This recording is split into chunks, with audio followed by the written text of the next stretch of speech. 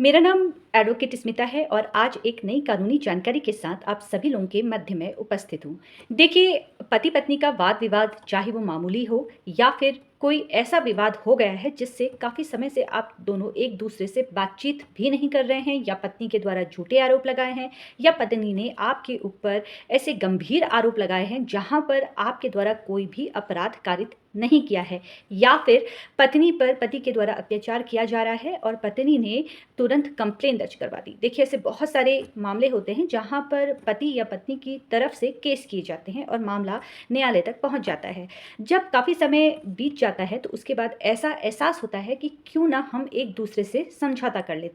और यही जो कहा जाता है वो न्यायालय में भी कहा जाता है। न्यायालय में भी पहले आप लोगों के मध्य में समझौता ही करवाने के लिए कहा जाता है, और जब न्यायालय को लगता है कि नहीं, पति पत्नी आपस में नहीं रह सकते हैं या अपराध कारित किया गया है, तो वहाँ पर फिर उस हिसाब से आगे की कार्यवाही की जाती है। लेकिन न्यायालय में पहले यही कोशिश की जाती है कि पति पत्नी के बीच में आपसी समझौता किया जाए। जी हाँ दोस्तों, मेरा नाम एडवोकेट स्मिता है और आज इसी कानूनी जानकारी के साथ आप लोगों के मध्य में उपस्थित हूँ। देखिए, पति पत्नी को आपस में समझौता करना चाहिए या नहीं करना चाहिए, या कब करना चाहिए, जहाँ पर पति को ये लगता है कि पत्नी ने तो केस कर लिया है और अब जब तक वो केस वापस नहीं करेगी तब तक मैं उससे समझौता नहीं करूँगा। और पत्नी के द्वारा ये कहा जाता है कि जब तक तुम मेरी जो शर्त है वो नहीं मानोगे तब तक मैं केस वापस नहीं लूँगी, या जब तक तुम मुझे अपने घर वापसी नहीं बुलाते हो तब तक मैं केस वापस नहीं लूँगी। दोनों के सामने एक दुविधा है। पति चाहता है पहले केस वापस ले, पत्नी को मैं फिर घर पे बुलाऊंगा, और पत्नी चाहती है कि पहले मेरी घर के अंदर मैं आऊं और जो मेरे द्वारा कहा जा रहा है वो बातें पूरी हो, उसके बाद ही मैं केस वापस लूं। अब जब बात आ गई है समझौता की, जहाँ पर पत्नी या पति दोनों चाह रहे हैं समझौता करना, या फिर पत्नी चाह रही है पति नहीं चाह रहा है, या पति चाह रहा है या पत्नी नहीं चाह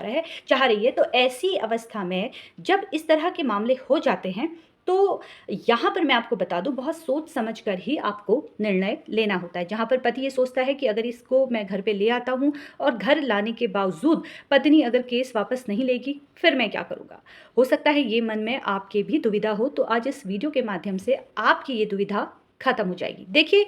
जहाँ पर पति पत्नी के बीच में अगर प्रेम अभी भी है, अगर आपको ऐसा लगता है कि पत्नी की ओर से थोड़ा भी प्यार मेरे लिए है, मेरे परिवार के लिए है या मेरे बच्चों के लिए है, और कहीं न कहीं आपको लगता है कि पत्नी घर वापसी कर सकती है, वो आपकी शर्तों को मान सकती है, तो वहाँ पर आपको समझौता करना है। लेकिन फिर वही प्रश्न है कि एक दुविधा मन में है, कहीं पत्नी दोबारा केस ना कर दे या केस वापस ना ले। देखिए, मैं आपको बता दूँ कि जहाँ पर समझौता होता है तो वहाँ पर आपको लिखित तौर पर समझौता करना है। देखिए, बिना किसी दबाव के, स्वेच्छा से, अगर आपको ऐसा एहसास होता है कि यहाँ पर पत्नी अब ऐसी हरकत नहीं करेगी, या पत्नी कहीं न कहीं अब ये केसों को लेकर थक चुकी है, उसको ऐसा एहसास हुआ है कि हाँ, उसके द्वारा ये गलती की गई है, तो वहाँ पर अगर आपको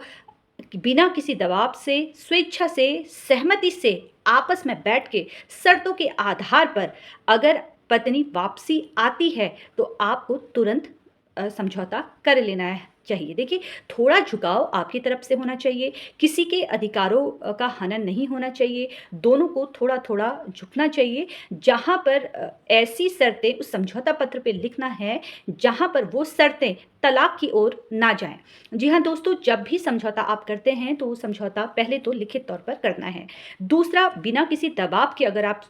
समझौता कर रहे हैं जहाँ पर आपको लगता है कि नहीं, आपके अधिकारों का हनन नहीं हो रहा है, वहीं पर आपको समझौता करना है। देखिए, दोनों पक्षकार, चाहे वो महिला है यानी कि आपकी पत्नी है या फिर पति है, दोनों के अधिकारों की रक्षा करनी है। जहाँ पर हितों की रक्षा हो, जहाँ पर दोनों के साथ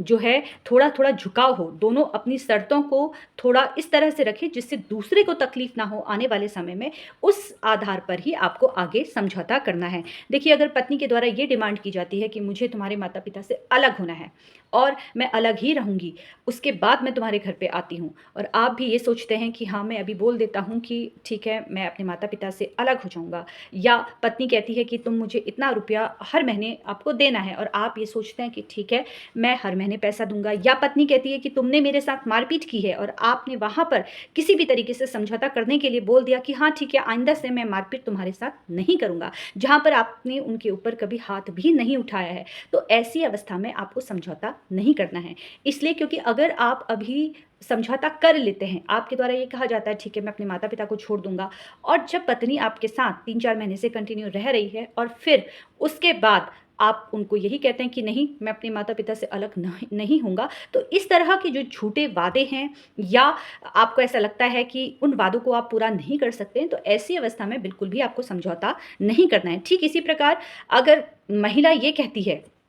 कि मैं तुम्हारे घर में तब आऊँगी जब तुम मुझे इतना रुपया दोगे। तो मैं आपको बता दूँ कि अगर पति के द्वारा ये कहा जाता है कि ठीक है, हर महीने तुम्हें मैं खर्चा दूँगा, हर महीने तुम्हें पैसा दूँगा, लेकिन आपको कहीं न कहीं आपके मन में ये है कि मेरा पति मुझे खर्चा नहीं देने वाला है, मुझे दोबारा न्यायालय में आना पड़ेगा, दोबारा मेंटेनेंस का केस करना पड़ेगा। तो ऐसी अवस्था में फिर आपको समझौता नहीं करना है। कहने का तात्पर्य ये है कि समझौता आपको तब करना है जहाँ पर बिना किसी दबाव के, बिना किसी के कहने पर आप स्वेच्छा से, सहमति से, शर्तों के आधार पर स्वेच्छा से आप दोनों अपने रिश्ते को बचा सकते हैं या वो शर्त पूरी कर सकते हैं, और बेवजह वो आरोप अपने ऊपर ना लगाएं उस समझौता पत्र में जो कभी आपके द्वारा किए ही नहीं गए हों, कहीं पर आपने कोई अपराध कारित नहीं किया हो। तो समझौता हमें दोनों को, आपको ऐसे करना है जहाँ पर दोनों पक्षकारों के अधिकारों का हनन ना हो, हितों का हनन ना हो। फिलहाल समझौता पर ही आप अपना ध्यान रखिए। अगर आप दोनों का समझौता हो जाता है तो न्यायालय आने से बेहतर यही है कि एक बार समझौता करके देखिए। हो सकता है कि 3-4 साल आप दोनों साथ में रहें, उसके बाद सब सही हो जाए। जैसे-जैसे वक़्त बीतता जाता है, बच्चे बड़े होते जाते हैं, तो कल के समय आप दोनों की हो सकता है गृहस्थी बहुत सही तरीके से चले। इसलिए छोटी-छोटी बातों में आकर न्यायालय ना आइए, और अगर हो सके तो पति को भी समझने की कोशिश कीजिए और पत्नी को भी समझने की कोशिश कीजिए, क्योंकि न्यायालय में भी आकर सिर्फ़ समझौते ही होते हैं। और जहाँ पर बिल्कुल स्थिति ऐसी है जहाँ पर आप दोनों बिल्कुल अब नहीं रह सकते हैं, जहाँ पर आपने ये सोच लिया है कि मैं इस महिला के साथ नहीं रह सकती हूँ या इस पुरुष के साथ नहीं रह सकती हूँ, पति के साथ नहीं रह सकती हूँ, तो ऐसे मामलों में फिर आपको समझौता नहीं करना है। फिलहाल कानूनी जानकारी प्राप्त करने के लिए आप लोग मुझसे जुड़ते रहिए। धन्यवाद।